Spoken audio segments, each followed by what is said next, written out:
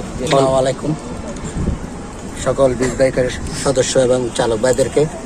আপনারা সবাই জানেন গত 5 আগস্ট থেকে সারা বাংলাদেশে যেহেতু একটা দেশের একটা প্রেক্ষাপট পরিবর্তন হয়েছে, সেই নিয়মে সারা দেশে একটু সব কিছু একটু উলট পালট হয়ে গেছে, অনিয়ম হয়ে গেছে। সেই প্রেক্ষিতে আমাদের বিচিও অনেক কিছু নিয়ম থেকে বাইরে চলে গেছে।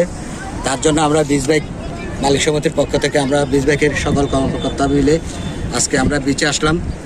আমাদের বিজ বাইকের যে নিয়ম কারণগুলো আছে এগুলো একটু আমরা নিয়মের মধ্যে কীভাবে নিয়ে আসা যায় সবাই নিয়ে এখানে আমাদের সাথে বীজকর্মী আছে, এই সাথে টুরিস্ট পুলিশ আছে, তাদেরকে নিয়ে আমরা মাঠে চলে আসলাম। আমাদের যে নিয়মটা আগে ছিল সেই নিয়মে কীভাবে আমরা আবার পুরানো ফিরে নিয়ে আসা যায় সে প্রেক্ষিতে আমরা লাবণী, সুগন্ধা এবং কলাতলি 3টা পয়েন্টে আমরা আমাদের ড্রাইভারদের সাথে যেভাবে যে আগের নিয়মগুলো ছিল সেই নিয়মগুলো আমরা সবাই সাথে আবার পুরানো নিয়মগুলো আমরা চালু করে দিয়েছি। ইনশাল্লাহ আগামী কাল থেকে আমাদের কোনো গাড়ি অনিয়মভাবে চলবে না এবং কোনো গাড়ি চেয়ারের সামনে যাবে না। হ্যাঁ, আমরা জেলা প্রশাসক ম্যাজিস্ট্রেটের কাছে একটা অনুরোধ করেছিলাম, স্যার জোয়ার আসলে আমাদের গাড়িগুলো চালানোর কোনো জায়গা থাকে না, সে প্রেক্ষিতে আমাদের একটা জায়গা করে দরকার ছিল, করে দেওয়ার কথা ছিল। ওনাকে আমরা 2-1বার জানাইছি, উনি নিজে আসছিল এবং বীজকর্মীও কয়েকবার বলে দিয়েছিল। তারপরে আমরা এখনও পর্যন্ত এটা আমাদের হয় নাই। তার জন্য আমরা আজকে আবার সেই অনুরোধটা জানাচ্ছি।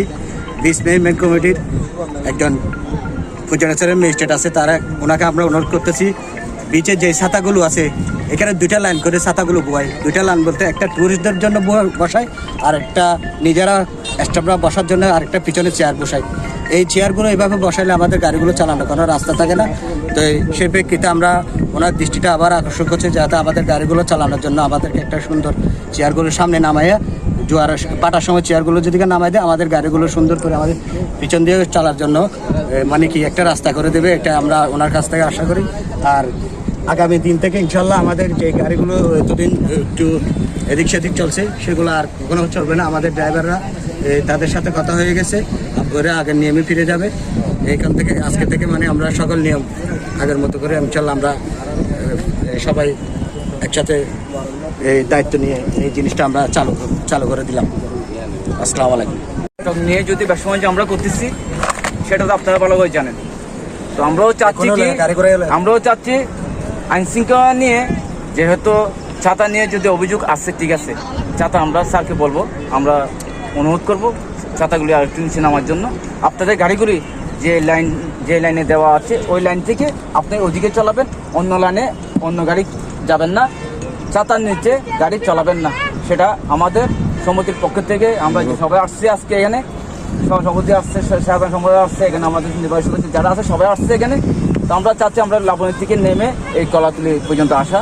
আমরা প্রত্যেক পয়েন্টে বলে দিয়ে আসছি যেহেতু ছাতার নিচে দিয়ে গাড়ি চলাবে না আর অন্য লাইন নিয়ে আর অন্য গাড়ি যাবে না, ভাড়া নিয়ে হ্যারাসমেন্ট করা যাবে না।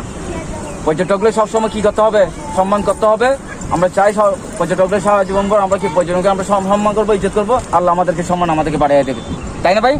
হ্যাঁ, আমরা এভাবেই চালাবো। তো আমরা ছাতার নিচে যাব না, এটা আপনারা ওয়াদা করতেছেন? হ্যাঁ, ওয়াদা করতেছেন ছাতার নিচে আমরা যাব না, লাইন ক্রস করবো না, গ্যাসটির সাথে অনিয়ম কথাবার্তা বলবো না, তাই তো ভাই? এটা আপনার সাথে মত থাকবে। ঠিক আছে, আসসালামু আলাইকুম রহমতুল্লাহ।